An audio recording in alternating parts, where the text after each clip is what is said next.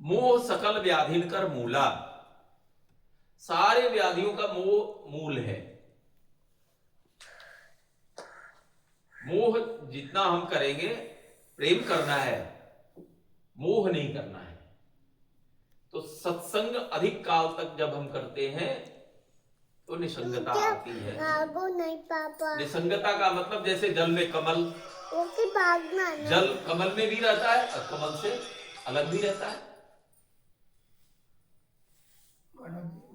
कमल में रहते हुए भी जल उसको छू नहीं पाता, उस पे जल के एक बूंद भी नहीं टिक पाता, जल में कमल की तरह। तो इसको कहते हैं निसंगता। जल में भी है कमल और जल से अलग भी है। और जब निसंगता परिपक्व होगी तो निर्मोहता आएगी। निर्मोहता का तात्पर्य है दया करुणाहीन नहीं। निर्मोहता का मतलब उससे हमारा जितना लगाव होना चाहिए उतना ही लगाव हो। हमारा दुख का कारण क्या है? अगर हम किसी व्यक्ति से अटैच्ड हैं, किसी वस्तु से अटैच्ड हैं, उसमें हमारा पूरा बोर रहता है, तो दुख का कारण बनता है। ऊपर चलो। क्योंकि वो वस्तु आज नहीं तो कल हमसे अलग होगा। ऊपर चलो। तो हमें भगवान से अटैच्ड होना है। भगवान से अटैच्ड होंगे तभी हमें अनंत सुख की प्राप्ति होगी।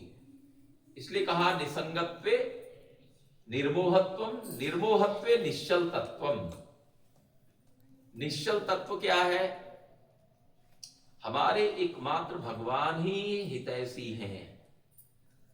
संसार में सारे संबंध व्यवहार के लिए तो है, पारमार्थिक संबंध हमारा परमात्मा से होना चाहिए। परमार्थिक संबंध जब तक हम परमात्मा से नहीं जोड़ते हैं, सांसारिक वस्तुओं से हम अपना संबंध घनिष्ठ रखते हैं, तो दुख के कारण बनेंगे। हमारे अनुकूल नहीं हुआ तो दुख होगा। हमारे अनुकूल हमारा पुत्र नहीं चल रहा है, हमारी पत्नी नहीं चल रही है तो दुख होगा। हमारा भाई नहीं चल रहा है तो दुख होगा। इसलिए हमें ये बात सुलझानी है, समझनी है, और वो समझ आएगी गुरु कृपा से। अज्ञान तिमिरांधस्य ज्ञानांजन शलाकया चक्षुरुन्मीलितं येन तस्मै श्री गुरुवे नमः। सारा झमेला तो अज्ञानता का है।